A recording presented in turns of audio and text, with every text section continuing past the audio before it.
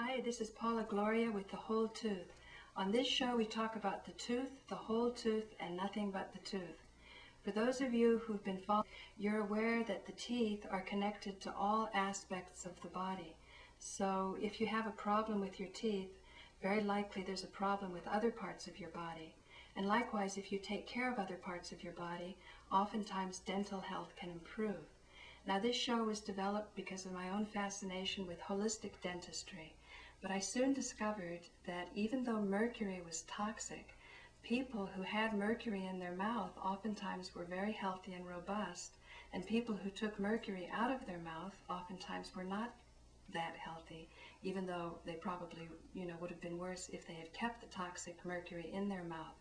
So pretty soon, my exploration, talking to dentists, both holistic and traditional, was that there was some other factor that gave us good health. And so in this search for vitality, for those of you who've been following the show, you're aware that we've brought flower essence practitioners on.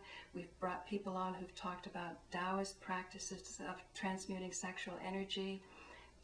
We've had people talk about Wilhelm Reich and orgone therapy. So in any case, tonight we have a very special guest who's talking from a spiritual dimension about spiritual matters. Now, I'm hoping that every person who's ever had a dental problem will go and listen to him tomorrow, because tomorrow there's an open evening. And to get information about this event, I'd like you to call 212-505-5504. Again, that's in the 212 area code 505-5504. And I'm going to repeat that again at the end of the show because you might not be convinced that a spiritual teacher can help your dental problems. Okay?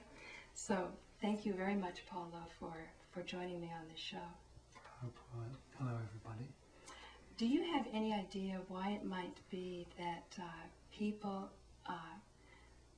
can be very healthy and some people can be unhealthy, and you have the same regime that both people are following, both groups? I mean, some have talked about genetics, but my investigations lead me to believe that there's something else. Well, I think genetics, hereditary, DNA, all these things have an influence. Your past, your conditioning, everything has an influence. But the overriding factor is the capability of living in the moment. And most people don't do that. They have a vague, indefined fear from the past about a projected future. And in that state, which is through the mind, it affects the whole system, the whole body. Right. And usually there's tension, usually there's distress in there. And then when the body gets tight or distressed, it contracts. And when it contracts, it can't work healthily, it can't stay in balance.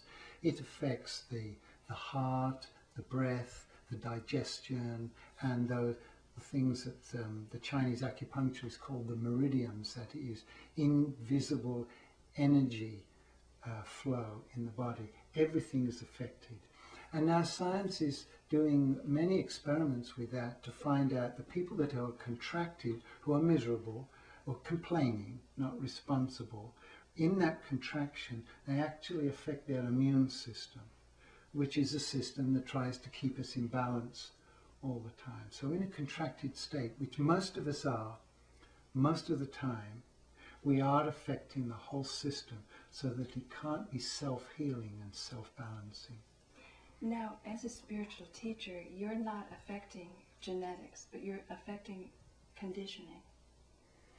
How is your approach? Well, there's two things there. I don't see it as teaching, and I don't see it as spiritual. Okay. I see it as the work that you just a sharing, and it's about life. And we could say it's about some of the finer points of life, but I'm a little averse to the word spiritual because it tends to get lumped into, I'm not a spiritual person. So we are alive, we are living, and what I look for is, what is our maximum potential in each moment? So what I find is, as a person sees themselves more clearly, starts to see the things that don't work in their lives, and what happens when they disconnect and things do start to work. There's a relaxation, there's a letting go. Some of the fear starts to disappear, and then literally the chemicals change. People can have spontaneous healing. They can be have an illness one moment and not the next. Now, at the moment, medical science doesn't seem to be acknowledging that. Although, you know, most of us know somebody that's had a healing that doesn't fit into the normal medical structure. And what I find is, as people relax, let go, just come into the moment more, all sorts of changes start to happen in there. The vibration changes. And again, it's scientific. There are studies now when people are wired up for their vibration. When they're told about something or told to think about something tragic, then down goes their immune system, down goes their vibration. And when they're told to think about something where they're happy and grateful, the whole system responds to that. But you're a practical person, and you're wanting people to have this moment-by-moment awareness at all moments, not just in special times when they're listening to you or something inspired or beautiful music or a nice sunset, but when they're in the dentist chair. Can That's a good time. Yes, Yeah. yes. Yeah. Again, it's like the title of the book, In Each Moment. You see what happens, see if you can remember this. When you're in the dentist chair and he puts the needle into the gum, often what you're reacting to is not the discomfort of the needle in the gum at that moment. Not at that moment. What happens is, and this is the function of the mind says, what if the pain goes on increasing at this level? It's going to become unbearable. The mind is shot to the future. If you stay with the discomfort, moment to moment to moment, just stay there. Just be with it. Don't contract, don't fight it, don't go against it. You find you have a totally different sensation. So here's a practical thing.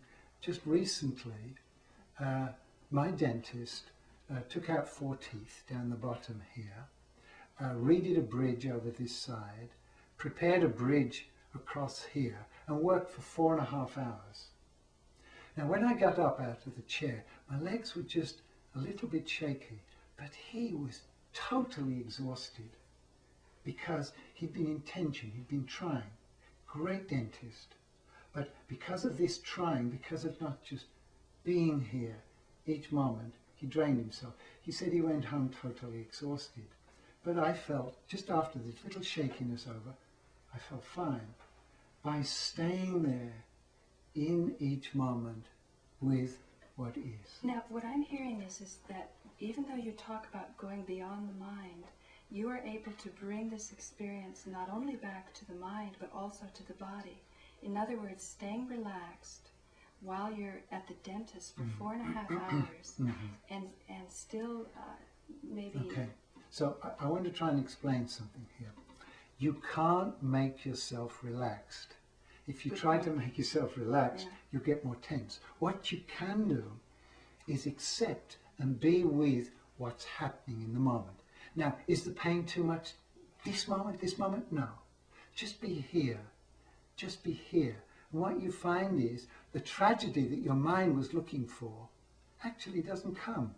Here we are, and then gently the system starts to relax on its own. And when it does, the heartbeat slows down, the breathing slows down. You don't burn up so many chemicals. You just start to be in the present by just allowing yourself to be in the present. Right. Now, in this search for the perfect tooth, and realizing that you really cannot find the ultimate solution to physical perfection without going beyond the body. And then even then, you have to go beyond the mind. Even if you assume that the mind is more subtle and more powerful than the body, even that you have to go beyond. Now, one teacher was saying, none of this exists. None of this is real. All of this is an illusion. And when I was in his presence, I really felt the hit that he was living this reality. But he was a very old and decrepit looking person. And I realized also that still, when I went back to the dentist chair, I was still concerned about my dental problems. But I also felt that there must be some way to meld this knowledge that we're not the body, we're not the mind, but still take care of it. And in the work that you do, because I've attended your workshops, you are intensely practical, and you are encouraging people to be practical. Yeah, it is practical. One thing there is, sometimes at the dentist, the anaesthetic hasn't taken, or he hasn't put any in because he wants to do a bridge without numbing my gum, and it touches a nerve. And I find that an unpleasant experience, to say the least. It's unexpected, suddenly it's there. And so there's a jump in the body, the mind starts to get busy, the emotions are upset. But what I've found is I can instantly let that go. I don't know whether he's going to touch it again. Neither does he. But in between, something totally goes calm.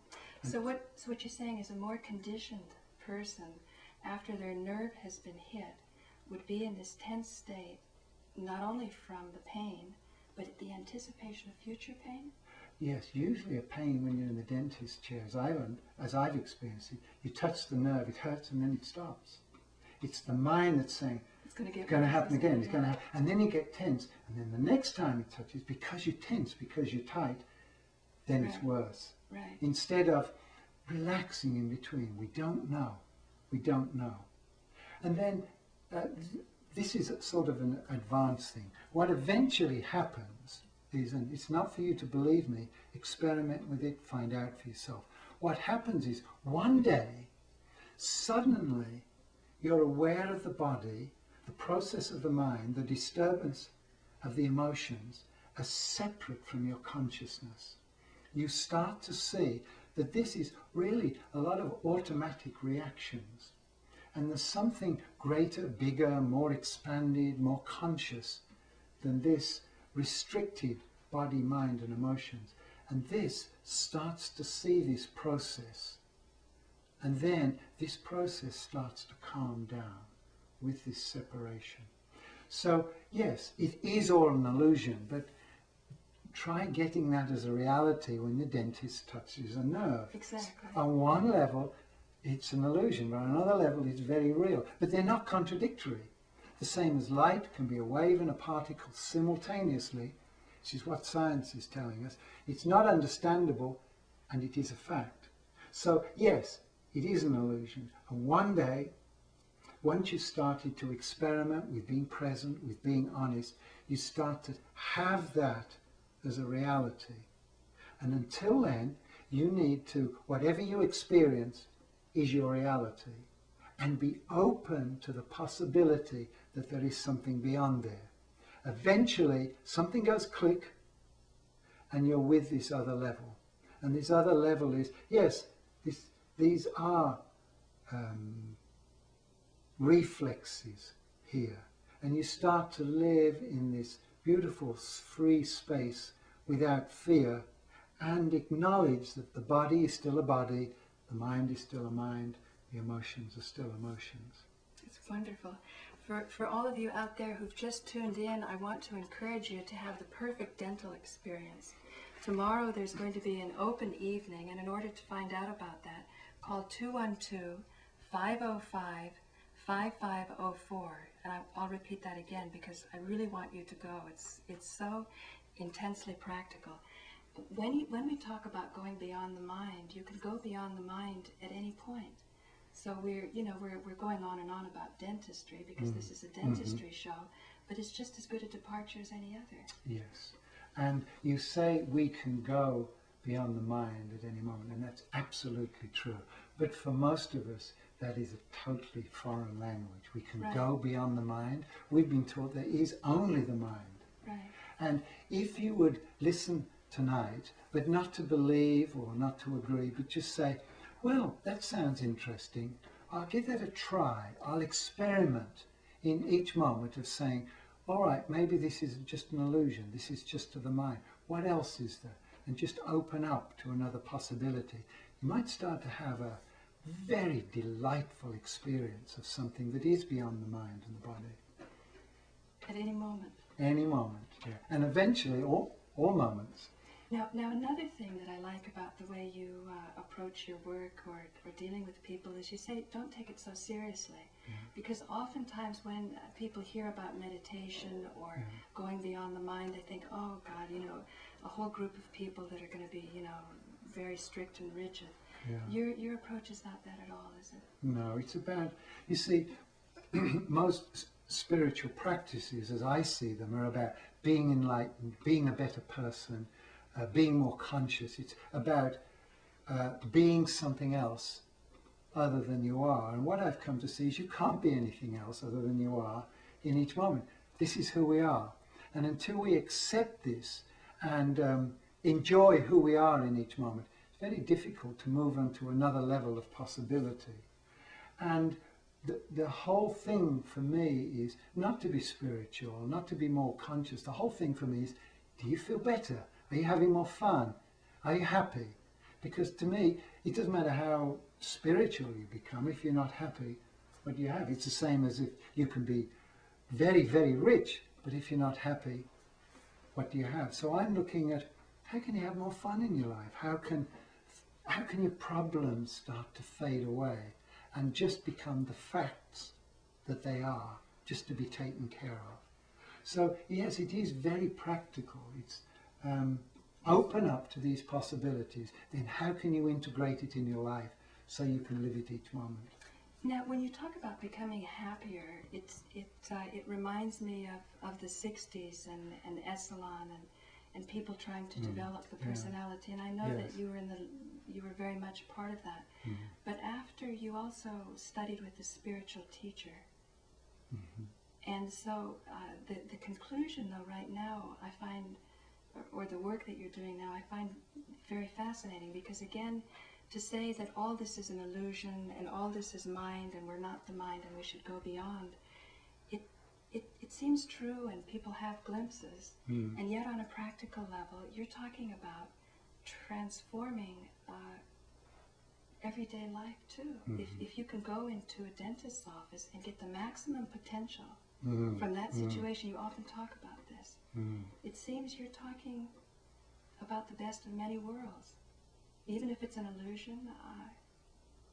Well, when you say the dentist office, my mind immediately goes to my dentist's office, which is in a little market town in the southwest of England, and a beautiful setting, and a very pleasant man with all the latest equipment. And he's usually got a very attractive assistant who's very alive and fun, and we joke and play. So, and I go there every year.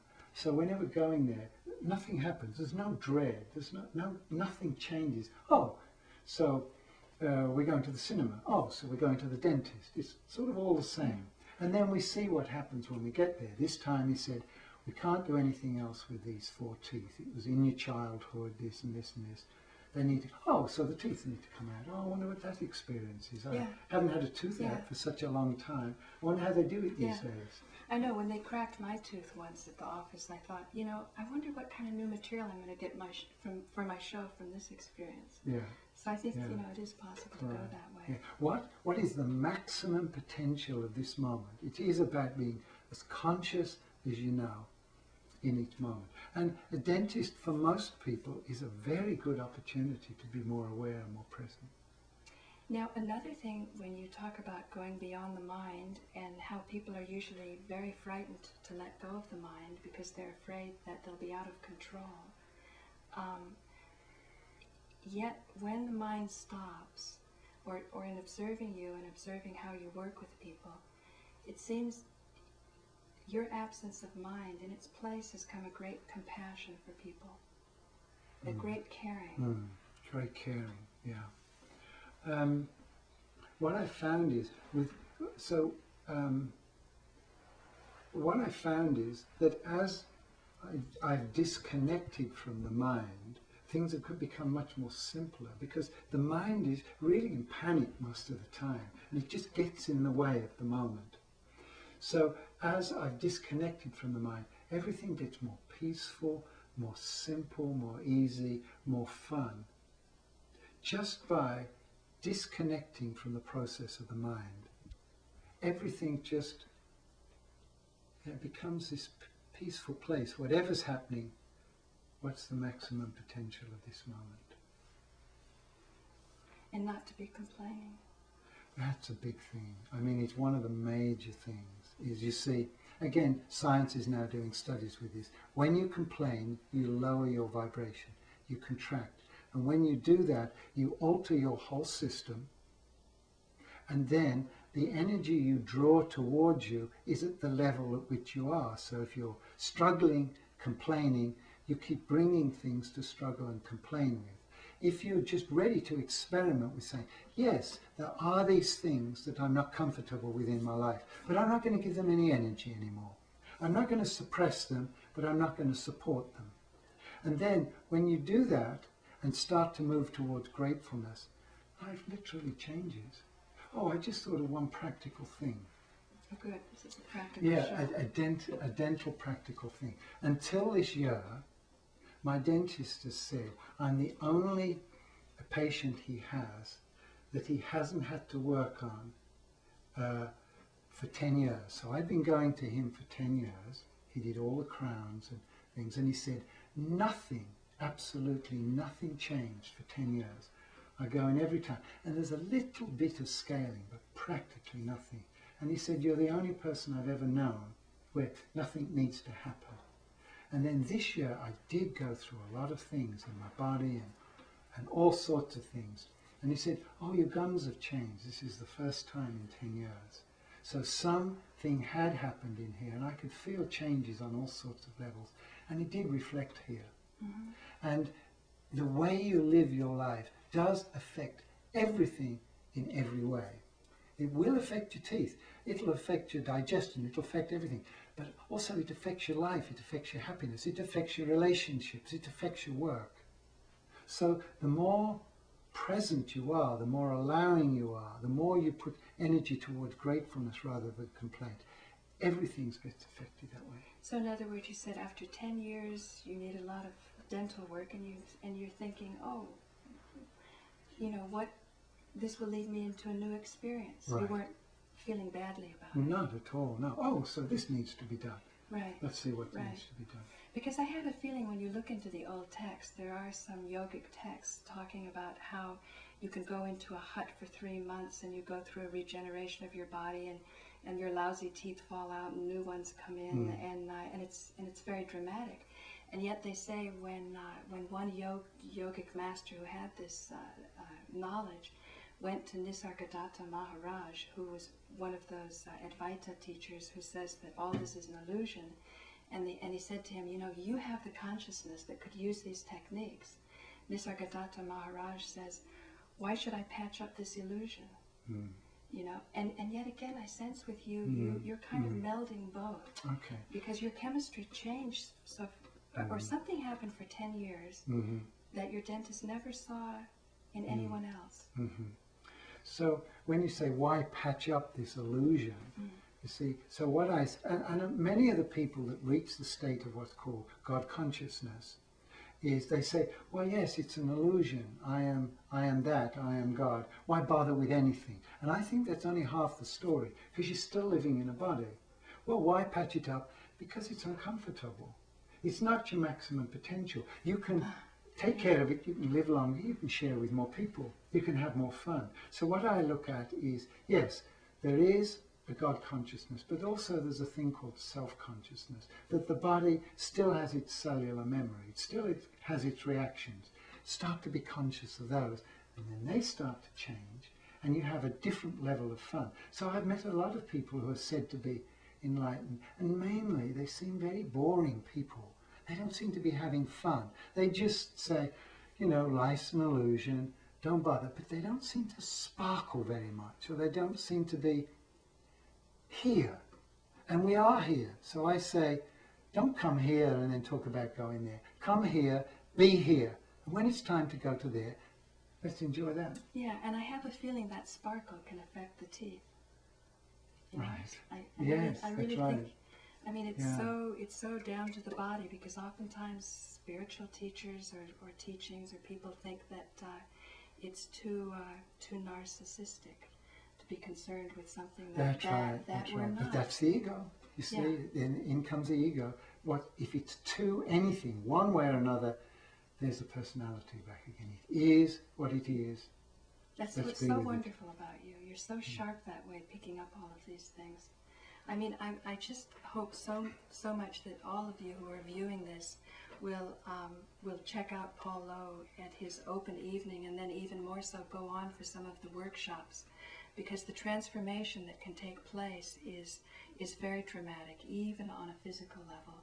But certainly, it's only an entry point. You know, going beyond the mind or beyond the body. Before we can say we're not the body, we should really understand what it is that we're not. Not good. Yes.